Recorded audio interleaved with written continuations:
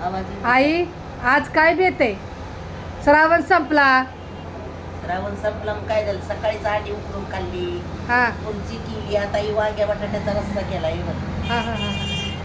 हे डाळ तडका आहे, मोठी सून बारकी सून जेवाय बसलेत. कांद्याची पात आहे कच्ची खायला. हा हा, काय? पुरजी आहे सकाळची. अंड्याची तू का तुला भुर्जी घेतली तू? हा आहे बघ. हा, मग काळजीला काय दिलं?